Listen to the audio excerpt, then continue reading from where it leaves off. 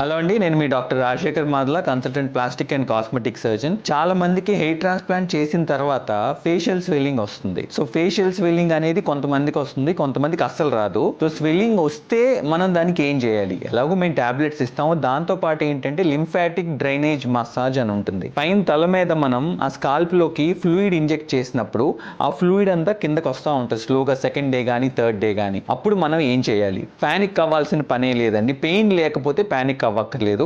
మీరు ఏం చేయాలి అంటే ఫేస్లో లింఫాటిక్ డ్రైనేజ్ మసాజ్ అంటాం. అంటే ఏంటంటే ఇక్కడ నోడ్స్ ఉంటాయి.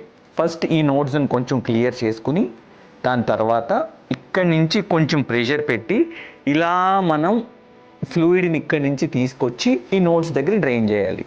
మళ్ళీ తర్వాత దాని కింద ఇదే తర్వాత నుంచి ఈ కింద నుంచి ఇది అయిపోయిన తర్వాత ఏం చేయాలంటే పైన ఫోర్ హెడ్ మీద నుంచి కొంచెం గట్టిగా ప్రెషర్ పెట్టి మనం పెట్టిన గ్రాఫ్స్కి డిస్టర్బెన్స్ లేకుండా ఇక్కడికి వచ్చి ఒక 4-5 టైమ్స్ ఇలా రౌండ్ సర్క్యులర్ మూమెంట్స్లో మళ్ళీ కొంచెం పైనుంచి ఇలా మీరు మార్నింగ్ ఒకసారి, ఆఫ్టర్నూన్ ఒకసారి, ఈవినింగ్ ఒకసారి, నైట్ ఒకసారి ఒక 1 or 2 days చేస్తే మీ ఫేషియల్ ఇడిమా అంతా తగ్గిపోతుంది.